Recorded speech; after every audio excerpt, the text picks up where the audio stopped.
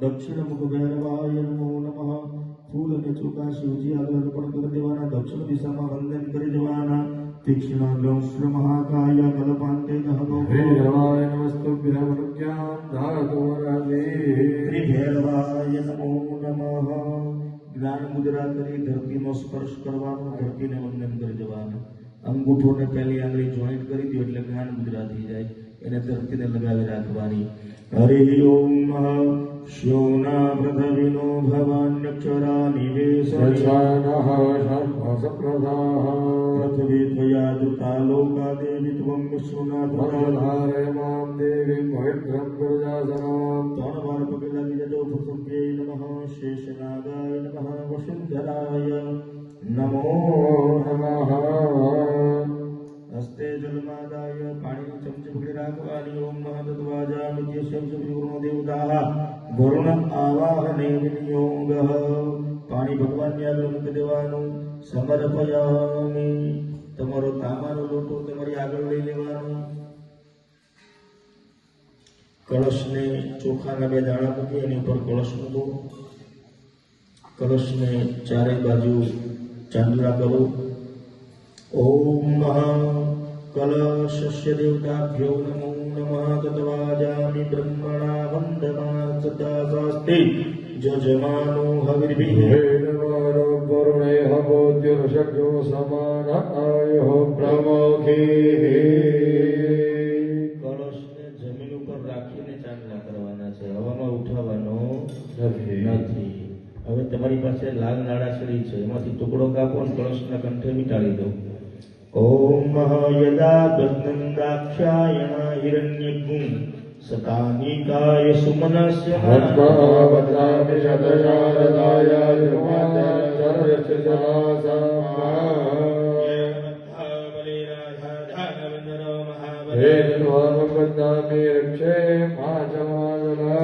હાથની અંદર જરા જરા ફૂલ અને ચોખા પકડી રાખવાના। દરેક તીર્થોનું કળશની અંદર આવાહન કરી જવાનું। દરેક તીર્થોની કળશની અંદર પ્રાર્થના કરી જવાની। હરિ ઓમ જે તીર્થાની પ્રચરંતિ શ્રેકા હસ્તાની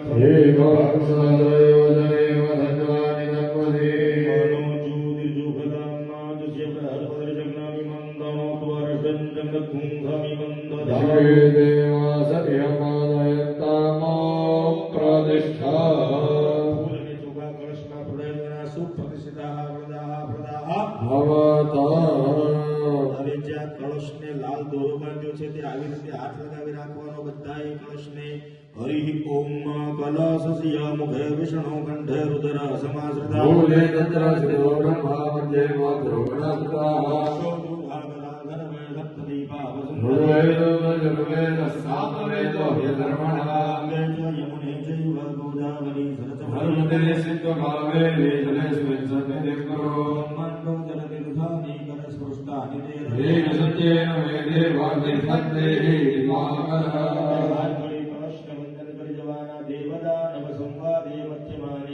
રૂપન્નો સિદ્ધા કુંભો વિશ્વનાશયા. બધાએ જમણો હાથ આવી રીતે ઊંચો કરવાનો.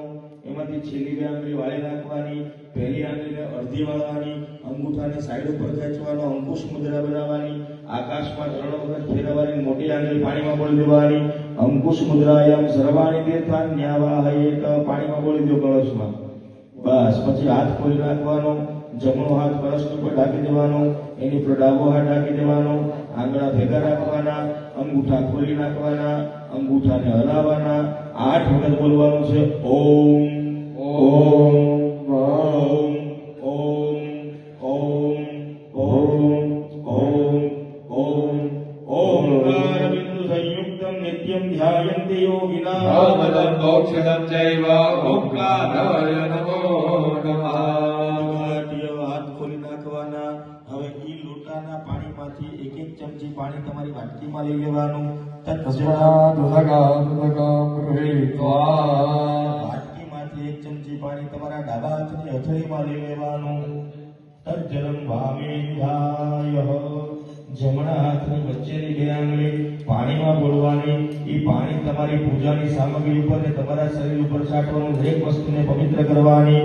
આપો હિષ્ટામયો ભવસ્તાન ઊર્જે દદાત વહેરણાય ચક્ષસે જોવઃ શિવતમો રસસ્તસ્ય વાજયતે હતઃ રંગમામોજસ્ય ક્ષયાય જિહ્વાભોજનય ભાજનઃ. સર્વં પવિત્રતા સિદ્ધિરસ્તુ. હાથ ઊંચી નાખવાના. સ્તંભ પ્રચાલ્યતા નમો નમઃ. હાથની અંદર ફૂલ પકડી રાખવાના, ફૂલ ચોખા લઈ લેવાના. હાથની અંદર પ્રથમ સાક્ષી સ્વરૂપા તમારી બધાની આગળ દીવો ચાલુ છે, અગ્નિ ચાલુ છે. કોઈ પણ પૂજા કરો, કોઈ પણ યજ્ઞ કરો, કોઈ પણ અનુષ્ઠાન કરો, કોઈ પણ પ્રસંગ કરો, સૌથી પહેલું કામ શું થાય? દીવો પ્રગટાવો. કથાની શરૂઆત કરી સૌથી પહેલો પ્રોગ્રામ શું હતો? તો દીપ પ્રાગટ્ય. કોઈ પણ ક્રિયા કરો, એવું ઇવન આપણે આપણો જન્મ થાય ને પછી આપણું નામ પછી મળે, પહેલા આપણા નામનો દીવો થાય. માણસનો જન્મ થાય પછી 6ઠીનો દીવો થાય પછી 11મા દિવસે નામ મળે. એટલે આપણો દીવો આવે પછી આપણું નામ આવે. અને ન કરે નારાયણ વ્યક્તિ ગુજરી જાય તો એ વ્યક્તિ તો મળી જાય છે, પણ એના નામનો દીવો 12 દિવસ પાછો કરવાનો. એટલે આ દીવો એક એવી વસ્તુ છે કે આપણા આવ્યા પહેલા પણ છે અને આપણા ગયા પછી પણ છે. અને દીવાનું કામ શું છે? તો કે ખાલી જોવાનું. સાદી ભાષામાં જો તો ભગવાનનો બનાવેલો સીસીટીવી કેમેરો એ દીવો. એ બધું જોવે, કોણ હું ખાય, હું પીવે, હું વિચારે, હું બોલે.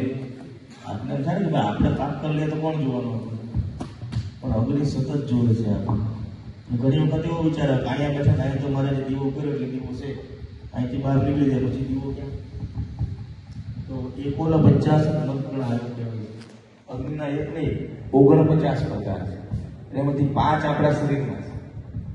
એમાં પહેલો અગ્નિ બેઠો છે પેટમાં, જેને વિજ્ઞાન જઠરાગ્નિ કહે છે, પણ સંસ્કૃત એને વૈશ્વાનર નામનો અગ્નિ કહે છે. ગીતાજીનો શ્લોક છે, અહમ વૈશ્વાનરો ભૂત્વા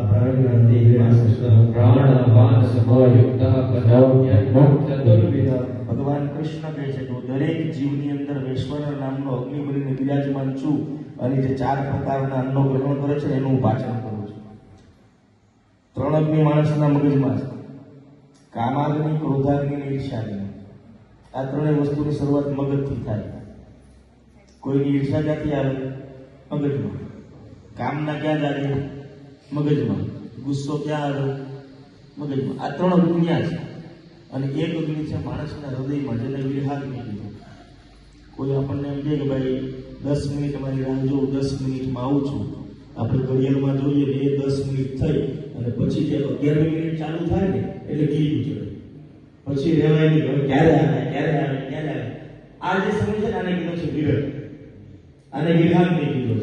અને આ 5 અંગની સતત આપણી અંદર ચાલુ જ છે 24 કલાક 24/7. અને આપણા બધા જ કામ જોવે, વિચારો નાહીથી જોવે, હૃદય નાહીથી જોવે, ભોજન નાહીથી જોવે. એટલે હું ખાઈ લે, હું પી લે, કોઈ ખબર નહીં પડે, નહીં બધું એ જાણે. વાંચવાનું કામ જ એ કરે. એટલે દરેક કર્મનો સાક્ષી છે દીવો. એટલા માટે દીવો તટસ્થ નથી તો પણ એની પૂજા પહેલી બતાવી. સૂર્ય તટસ્થ છે, કોઈ ઓળખી શકતું, પણ એની પૂજા પછી બતાવી. પહેલા પણ બતાવી દિવાળી. તો દિવાળી આપણે બધા વંદન કરવાના. હરિ ઓમ ચંદ્રમા માનસો જાત શુચો સૂર્ય અજાયત રૌદ્રાદાય શરણાય સર્વઘાય નિરજાય ચ દીપ જ્યોતિર્પર બ્રહ્મા દીપ જ્યોતિર્જનાર્દન દેવો હરદ્વે માર્વં દેવ જ્યોતિર્નમોસ્તુતે શુભં તવતુ કલ્યાણમ આરોગ્યમ જન સંપદા સર્વ દેવનાથાય દેવ જ્યોતિર્નમોસ્તુતે ફૂલ અને ચોખા દીવા પાસે પધરાવી દેવાના. દીપસ્થ દેવતાભ્યો નમો નમઃ. ગંધાક્ષરે પુષ્પમ સમર્પયામિ. ફરી હાથની અંદર ફૂલ અને ચોખા લઈ લેવાના. કર્મના બીજા સાક્ષી ભગવાન સૂર્ય. દીવો સાક્ષી છે પણ તટસ્થ નથી.